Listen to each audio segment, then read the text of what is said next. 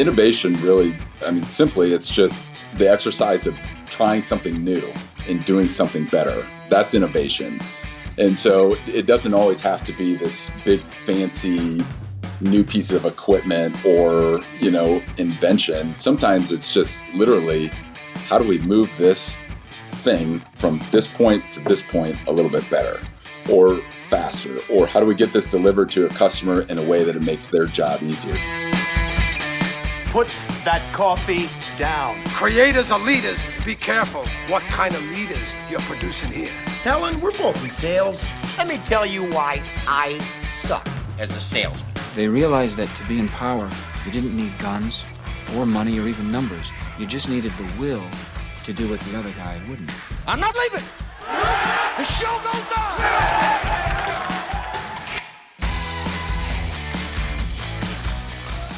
Well, hello there, friend. Welcome back to the Construction Leadership Podcast. I am your host, Bradley Hartman.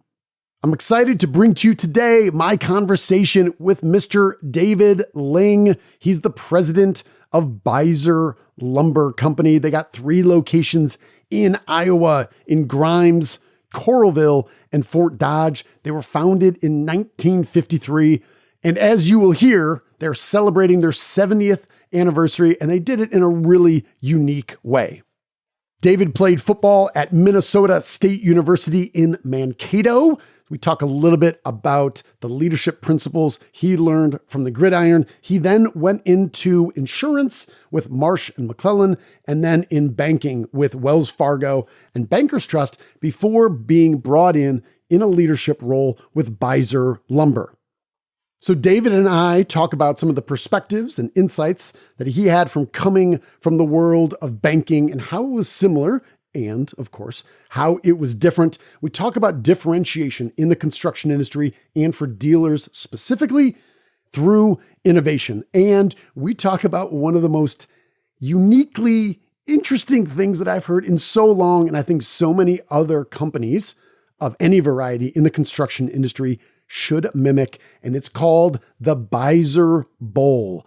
I'm going to let David share the details on it, but I was fascinated by it. It was a lot of fun. It brought communities together. It, of course, had football in the middle of it, and this is a really unique idea that I'm excited to share with you. So without further ado, please enjoy my conversation with Mr. David Ling, president at Beisser Lumber Company. As always, thank you for listening.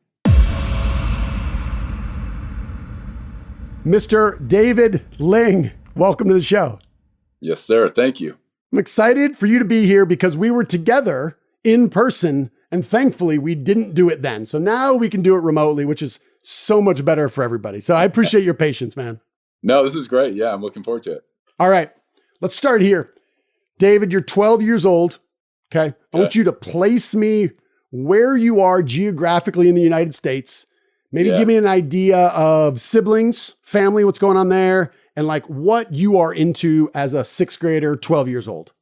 Okay. Yeah. So I grew up in Ames, Iowa, home of the Iowa State Cyclones. Yes. Growing up in Ames was fantastic. A small town with a university. At 12 years old, we had a traveling AAU baseball team. We were the Ames Dynamo. Actually, probably some of my best memories were playing with the Ames Dynamo. The Dynamo. Okay. I had 2 sisters, one older, one younger, and they were probably in the back of the van, and we were probably driving to some baseball tournament somewhere. So, yeah, I grew up in Ames and had a great time there. Position in baseball? What'd you play? I pitched. Pitching was probably my first love, as a 12-year-old dreaming about like my professional career as an athlete. It was a pitcher, and that obviously didn't work out, but I pitched and I played first base. Okay. You then play collegiate football at Minnesota State University, Mankato. I did, the Mavericks. I was going to ask you, the mascot's the Mavericks. Mavericks. So do you have an animal? Do you have a human? What was the personification of the Mavericks? Well, it was a human dressed up as an animal. It was our mascot. So Stomper. Yeah, Stomper. What was on your helmet? Like what animal? It was a bull. Yeah. Oh, it was a bull. Yeah. Are all Mavericks bulls? Should I know that? No, I don't think all Mavericks. I think probably people think of Mavericks as the horse, the bucking horse. Yes. But no, we were the Mavericks. That's You're the Bull. the Mavericks, the Bull. You played linebacker? I was a defensive tackle. You were defensive tackle. Yeah. Well, I mean, you're a big dude. So what, I got to ask, what was your playing weight when you were there? I normally don't ask guests what their weight was. I played my last season. I was 295 pounds. So no kidding. And that was a lot of work. I mean, that was a lot of peanut butter and jelly sandwiches and 4 glasses of milk. So when my playing days ended, it was, it was time to lose some weight. Yeah. It's treadmill. Yeah, absolutely. Okay. Because you're looking lean and mean now at like 220 or whatever. I was picking up a little bit of a compliment there. I appreciate that. Yes, absolutely. So what did you learn when you think about your leadership capabilities, when you think about the mentors that you've had in your life that you are applying now to running Beisser? What stands out to you that you said, hey, this was either reinforced or this was first introduced to me while I was playing football on the gridiron in Minnesota? Yeah, I appreciate that question. As I think back, I actually think a lot of just leadership skills, life skills, professional skills, I actually think a lot of those skills are rooted in growing up playing sports and the things that we learned as athletes. We weren't always a starter. We had to learn a position. We had to follow somebody else. We had to listen to coaches. We had to be on time. We had to be a team player. So I actually think a lot of those foundational skills started during, my youth playing sports. And in college, I think it just brought it to a whole new level because there's probably a little bit more expectation. You're juggling more with your academics. But I think that probably the most important skill is just being a good teammate, playing your position, understanding that if your team is going to find success, you have to do your part. You have to play your position really well. And if you don't, there's going to be a gap and your team's not going to be as successful as they could. So going into, watching film, taking your own time, building it into your schedule to do all those little things, I think that's probably the big one. And then beyond teamwork, I think some accountability is a really big thing as a leader. And how do you find accountability yourself? Where does that come from? But also being able to hold other people accountable. So, and that I think gets into a whole nother realm of just life skills and setting goals and how do you build accountability around that. And those are two really big ones I think that I learned from my playing days. So on a day-to-day with maybe your leadership team or your organization in general, are there any tools or techniques or principles that are kind of the fabric of what you guys do to promote accountability?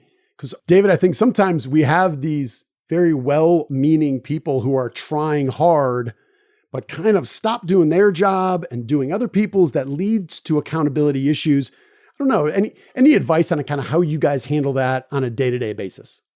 Well, I think we're getting better at that. I think that's a challenge for any small business that kind of survives time, right? And builds and grows over time because your roles and your responsibilities start to change. And the things that were the best use of your time 15 years ago may not be the best use of your time now.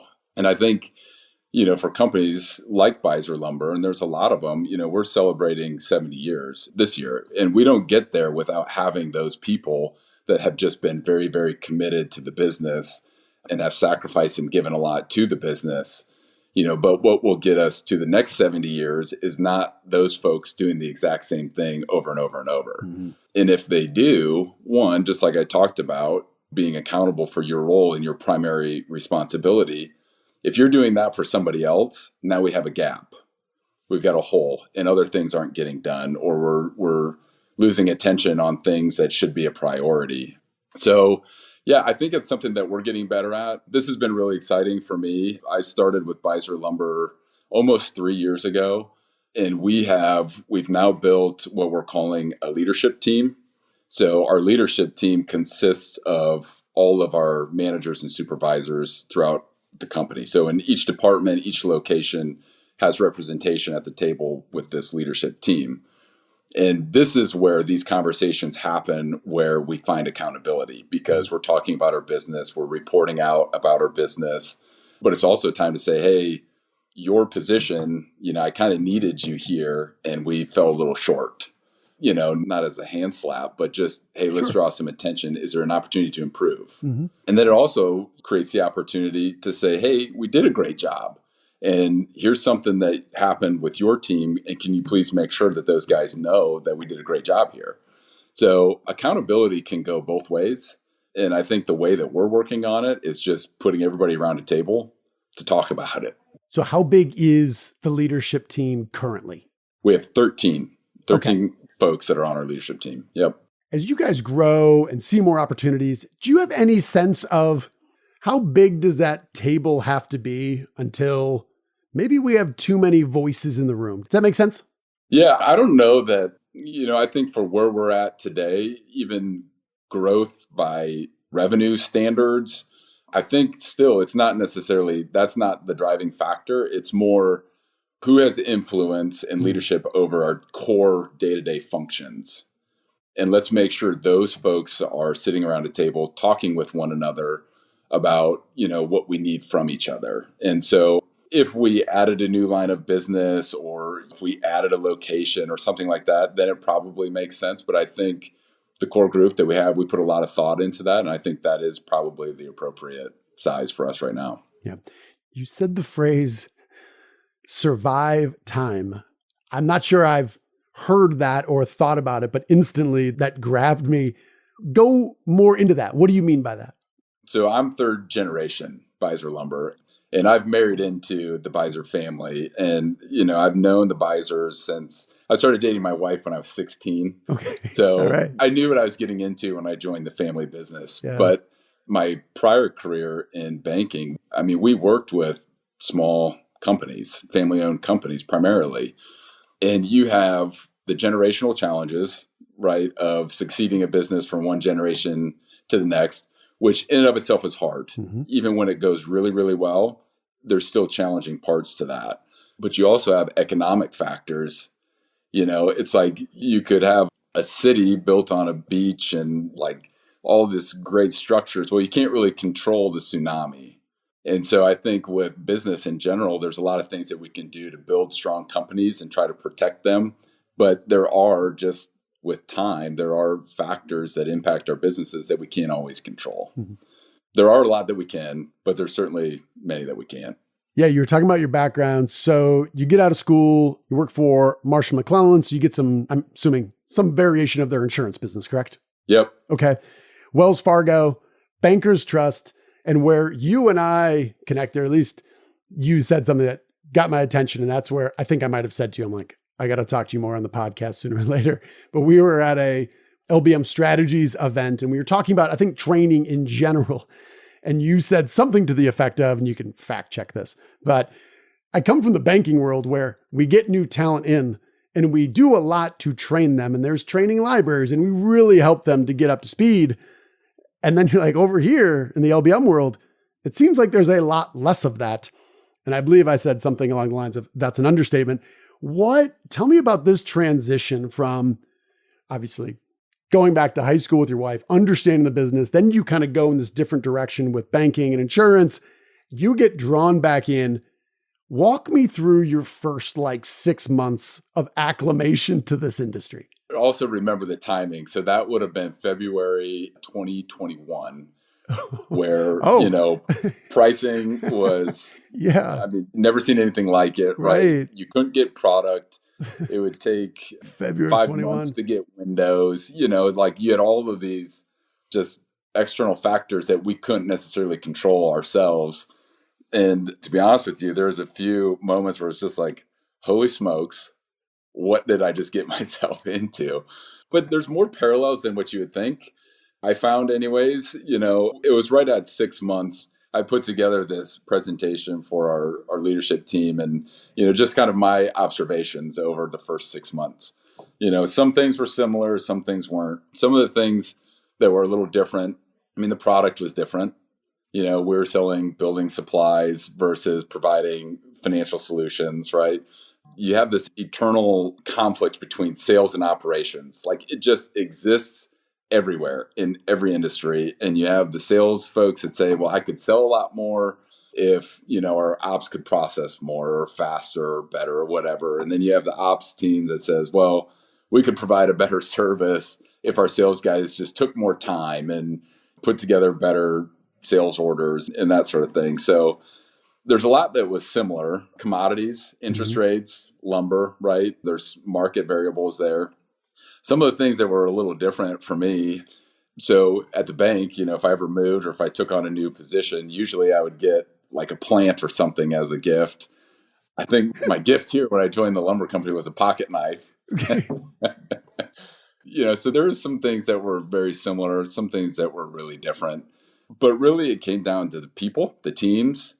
There's a lot of passion in what we do. There's a lot of collaboration in what we do. I think that was a little bit of a surprise for me. The roundtable groups, the LBM Strategies Conference, people do share a lot. And I think there's a lot of resources there. But for me to say, hey, I want to learn lumber, like where's the textbooks or where's the training centers? It didn't exist. So I found myself often listening to podcasts like yours. The LBM Strategies Conference was great. Just the LBM podcast in general. I try to listen and find information wherever I could. So yeah, it was pretty eye-opening those first couple months anyways. Well, I'm always interested to talk to folks like you, also younger folks who come in and you kind of have this beginner's mind, which is it's all new. I can ask just questions about what I see. And sometimes it's those really simple questions. Does anything stand out to you where in your maybe the first year or so, like that idea of the beginner's mind and the fact that part of what was valuable is you did not have this, whatever. Obviously you understood the business. You're a smart guy. The fundamentals of this business aren't too complicated, but was there any instance where you said, like an alien who comes down here and says, what's this? Or why are we doing it this way? That was something that was a meaningful change. Does anything come to mind in your kind of early days running it? That's a really good question. No, I don't know that it was so much. Again, we're celebrating our 70th year. There's a lot that we do really well. I think probably for me, maybe the one thing that I talked to our team about from like my observation as a new guy kind of coming into the industry, what we do, it's really cool. It's really cool. And I think people that have built their careers in it and spent decades of their time working in it is you almost like lose sight of it a little bit. But it's, we drive semis, we drive big forklifts. Our product is delivered on trains. We're providing material that's really developing our communities, hotels and houses and apartments. And, when you can go out and watch, I love going out and watching framing crews work. I mean, it is so impressive to watch guys, erect these structures. We've kind of gotten into this routine. Even I'll throw my kids in the back of the car on Sundays and we'll go drive around and look at job sites. That's awesome. And, it's really impressive stuff. And any developing community has got to have, all of these trade partners, and they've got to have the suppliers. And, I think that was probably my biggest observation when I first started was, as we're trying to build morale and motivate and inspire our teams to do great work, what seems pretty simple and routine in loading windows on a truck or pulling bundles of lumber to get delivered to a job site, it can feel really routine, but it's pretty dang cool. And it's really serving our communities in a pretty important way. So I think that's something that we still try to talk about as a team a lot, from our yard staff. I mean, we'll take those guys out to say, hey, we're supplying this project. You just spent a day pulling material on it. Let's go take a look at it.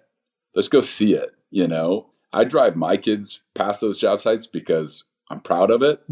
They should do the same, right? They should want to do the same because it's hard work, but it's pretty important work. I think that's such a big insight in there of observing the work that is being done when you were the one who helped facilitated the earlier stages of that. And I was going to ask you about innovation, but I think sometimes the farther that disconnection is, we kind of lose sight about the little things that we can do on our end that make a big difference on their end. That's right. And you don't see that unless you make time and you literally just go out and watch a framing crew and you say like, oh, that's interesting. We generally drop this bunk of material here, which means it looks like if we dropped it over here, this is all these guys have to make like another 50 feet walk, which isn't a big deal. And they'll do it and they're used to it. But like just these little changes. But again, if that's really disconnected and the people doing the work never see what happens downstream, you run the risk of just having this be this own little activity that doesn't really have an end customer. So how often do you guys do that? Is this a structured thing or is it just something that, okay, it is. Tell me about it. So it's our sales manager and our operations manager. It's something that we started probably last summer. So about a year ago, and just making sure that we have a good rotation and we're grabbing, our yard team, we're taking them out for lunch and go drive by some job sites and let them see it. So yeah, that's something that we do consistently. And we've been doing it for probably a year. It's gone over really well. I love that because I also think it shows you are fans of these craftsmen, of the people that you are serving, that you want to go out and you want to watch them do their work. And I think my experience of showing up on a job site as a 22 or 23-year-old who didn't know anything, I have this habit. Sometimes it's annoying. I'm going to ask a lot of questions. And yes, you had some people that were like, you're an idiot. You don't know anything. Shut your mouth. Come back in a year. But there was this whole other group of people on the job site that were like, you're curious. You want to get smarter. You're essentially a blank slate. Yeah, come here. I'll show you some things and write this down. And like, those are the people that raised me, that taught me everything I know. And I think you guys doing that, I don't think that happens enough. And we work with a lot of dealers. I don't hear people talking about doing that. Do you ever get pushback at all from either sales or operations or both about, David, we're just really busy. We got a daily crisis. We have to handle this. How do you kind of handle the tyranny of the day-to-day inevitable crisis? Yeah, that's a good question. No, there's been no pushback. And it's not something, again, I think the way that we do it, it doesn't have to happen on a certain day at a certain time. Yeah. It's just something that we have woven into, our kind of how we do things. And so making sure, week to week, month to month, we're just setting aside the time to do that. If it's a really big project, even more important, making sure it's hard. I mean, it's our guys on forklifts, they're grabbing tickets and, in Iowa, it's hot, it's cold, it's rainy, it's snowy. And so just taking that little bit of time to say, hey, thanks for grabbing that big ticket. I know you spent a lot of time pulling that and getting on a truck. Let's go take a look at it. Let's go see what that went towards. It is something that's pretty small, not a lot of pushback, and I think people really do appreciate it. Yeah, I love it. We were kind of talking about innovation there a little bit and I think a core part of that is you got to spend the time to observe like what actually is the work that is being done and how can you influence it or think about it. To what degree can dealers differentiate themselves through innovation? Is that possible in our industry? I think it's possible, and I think it's imperative too. In today's world, I think we think about innovation in such an abstract way. It's drones and self-driving vehicles and AI. We hear about AI all the time, right? These are things that probably will impact our businesses someday. And, is it my job? Is it our leadership's job to kind of be aware of some of that stuff? It is. But what's driving innovation in any organization is where the work is happening. And so being able to listen to our team and say, hey, innovation really, simply, it's just the exercise of trying something new and doing something better. That's innovation.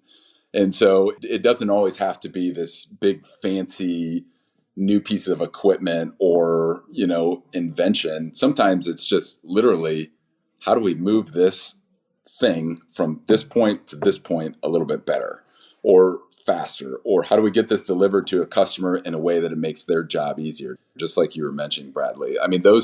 That's innovative. And so innovation, like I said, it happens where innovation is effective, I guess, happens where the day-to-day work happens. So I think we have to keep innovating. If our builders weren't trying to come up with better ways to build homes, cheaper ways to build homes, more efficient way to build, then we wouldn't have to. We wouldn't have to worry about it, but our customers are. And so we have to be doing the same. As a leader, how do you convey the message that when we're trying to do new things, it's okay if it doesn't work? And this phrase that I often hear is, this might not work. Like, people will hear that and you just look around and be like, yo, I don't want any part of that. This might not work. No, thanks. Not interested. When obviously I believe it, accepting that, and in some cases embracing it. I do feel there's a little bit too much literature here, like talking about how failure is good. I'm like, I don't know. All things being equal, I'd prefer not to fail. However, if you're not pushing far enough, you're never even going to, put yourself in a position to fail. But understanding like, hey, this might not work. How do you convey that as a leader? Our culture here at Beisser Lumber, I can't take a whole lot of credit for that. I think that does exist for us now. And I think people are encouraged to try new things. And it is okay if they don't work out.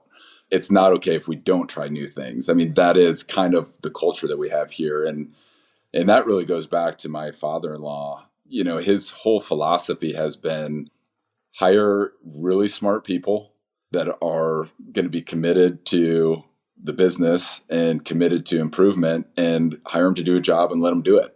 And so, he kind of jokes a lot of times. I think, if you ask anybody around Beisser Lumber about this comment, everybody would say, oh yeah, no, I've heard Kim say it 100 times. He says, we just have to be right more than we're wrong. Okay. So understanding like we've got margin and all of those things that we have to protect, but yeah, let's try new things. Let's take a chance, and not just on a whim. We understand our business. Let's trust ourselves a little bit, and so if we have an intuition that something needs to change or that something can be done a little bit better, let's trust our guts there and let's put thought around it and let's go for it. Let's give it a try. Is that how you interpret that? Does that saying apply to more? Because in a lot of ways, sometimes I think we're trying to be a little too clever. We've been thinking about this for a year and a half, either do it or don't, or what's the least amount of risk. But the line that says we just have to be right more than we're wrong. Are there other applications of it that you think about at Beisser?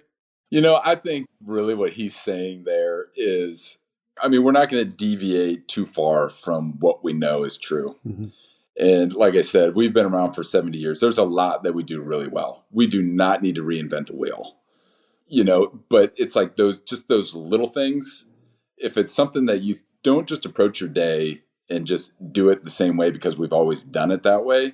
I think what he's saying, be right more than you're wrong. We can't just be like, well, let's go buy a big drone and try to deliver lumber on a drone.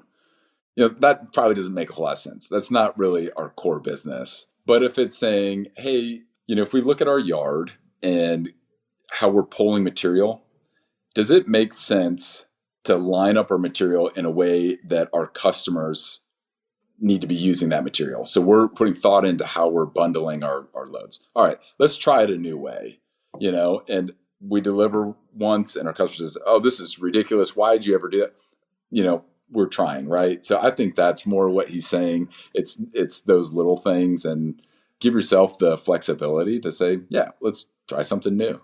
Yeah. Well, I think you brought up a good point there just at the end is sometimes there can be so much clarity of thought on a really good idea here locally that this will be obvious for our customers. They will recognize our thoughtfulness.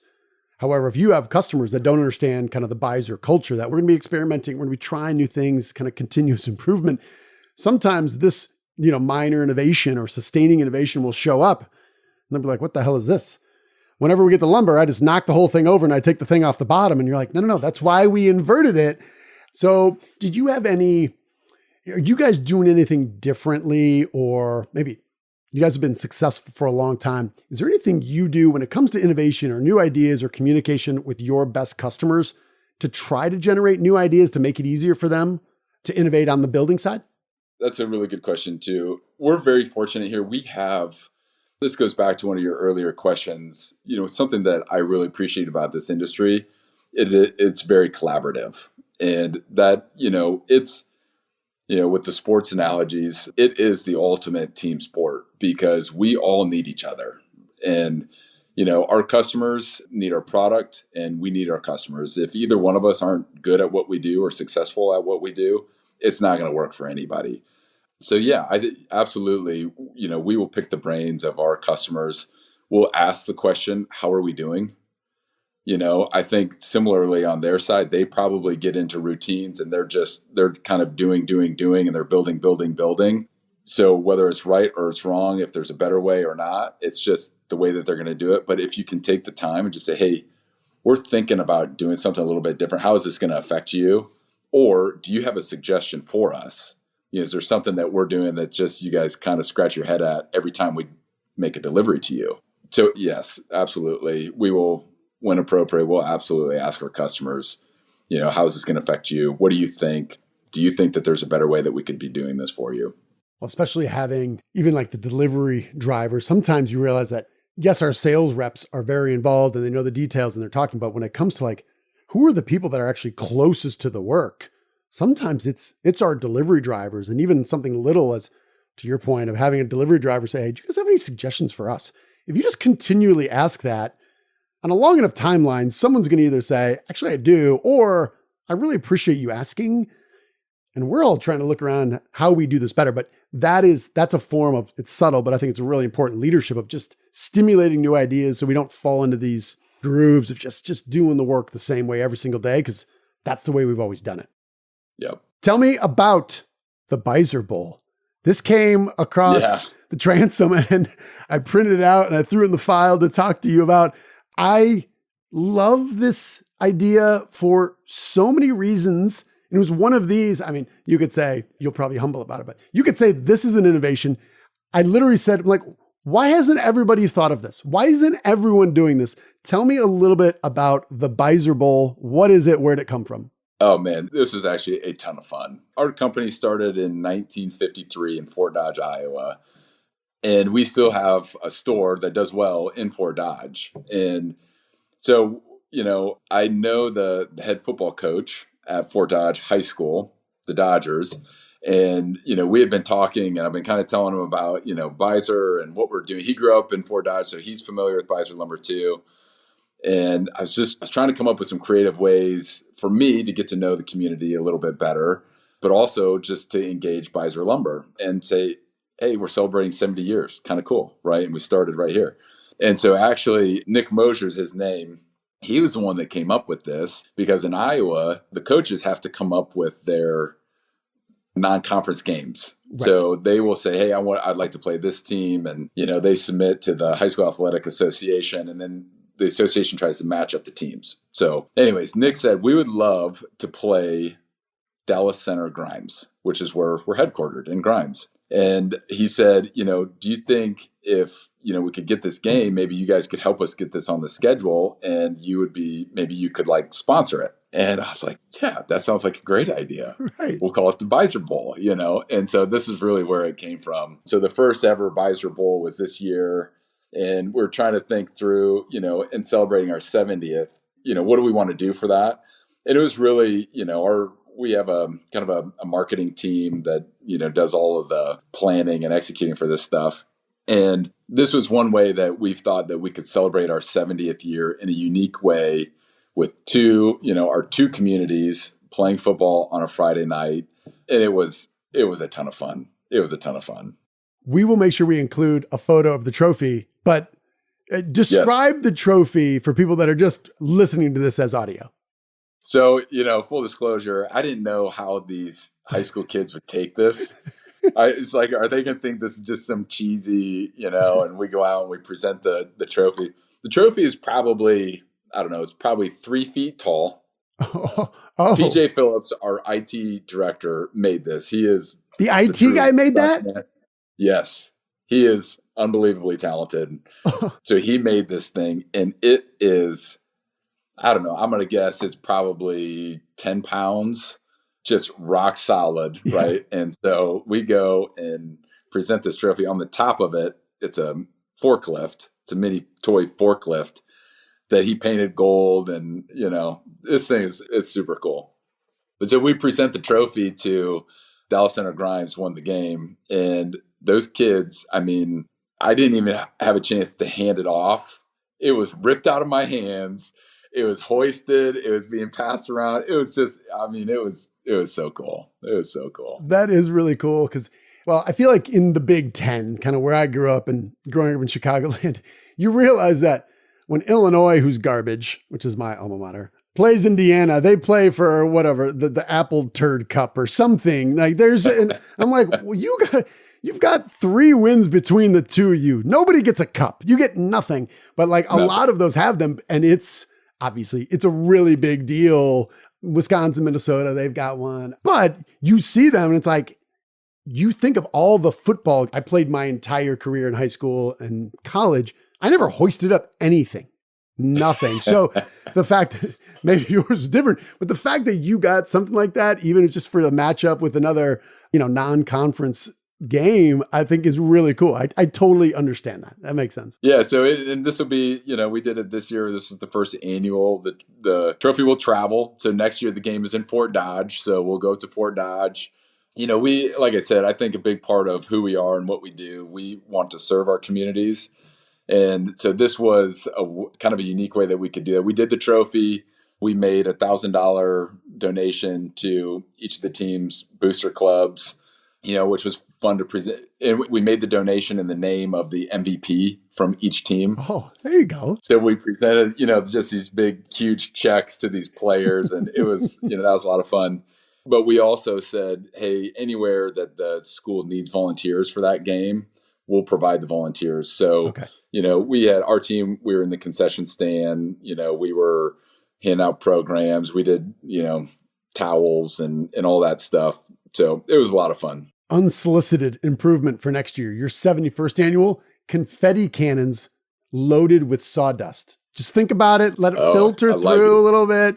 I think it'll work. We were going to do, we had those just little mini Nerf footballs. Okay, sure. The athletic director for Dallas Center Grimes said, no, let's not do mini footballs because those are 100% going to end up on the field and it's going to be a problem. So I was like, you know what? You're probably right. So let's scratch the footballs. That's true. That's a man who has lived through some shenanigans with high school kids before, for sure. Very wise. Well, that's exciting. Well, hey, man, congrats on all your success. Obviously, I know you will attribute that 70 years. That's a huge accomplishment.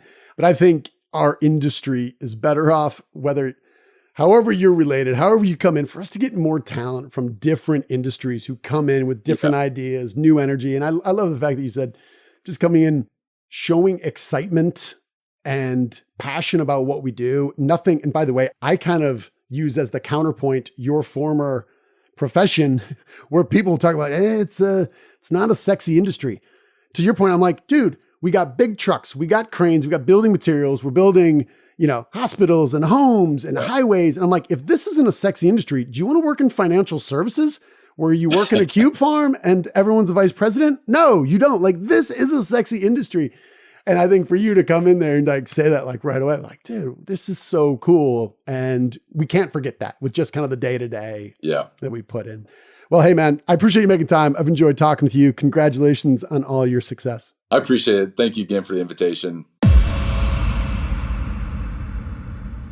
All right then, friends, how did that go? Hopefully you enjoyed my conversation with Mr. David Ling. If you're interested in seeing video clips of this, we are editing and cleaning up and slicing and dicing into small chunks to make sharing insights from David and other guests easier for you to do for you and your team.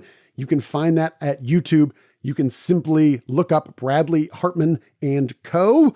and then subscribe. And you're going to see all sorts of really smart people that we've had on the show sharing ideas, sharing insights to make it easier for you to share with your team. And if you did find value from this episode, please rate and review us on whatever platform you are listening to. That means more to us than you know. But I would say more importantly, if you want to make an impact in someone's life, and my guess is someone did this for you some point in the past, when you were unaware that podcasts were a thing, and you were unaware that there are so many really, really strong and insightful podcasts that are out there, then you came upon them and somewhere, obviously we were in the mix, and I thank you for that. Somebody gave you a heads up and gave you a little bit of direction on how to start listening to podcasts. We still run into so many people in our industry of all ages who aren't leveraging the time they spend in the car specifically, and they're not converting that drive time into personal development time. So whether it's our podcast or any other ones, because there are so many good ones, that if you can go take a minute to show someone who's not currently listening to podcasts, I fully believe you will change their life by doing so. Whether it's ours or anyone else's, go ahead, get them involved in the mix. My goal is to grow the entire pie of construction folks who listen to podcasts. And if we're a fit in style and temperament and our guests, then great. But this has been one of the biggest drivers for my personal growth over the last decade. And there's still a lot of folks in our industry who are not listening to podcasts. So that's my request for you. Find one person, help them just get started listening and learning and enjoying and getting all the value from podcasts. If you do that for me, I think you will feel better about yourself. And I do believe you can change someone's life. All right, I'm done. I'm getting out of here. You, my friend, you're owed nothing. Deliver value first. Make it a great week.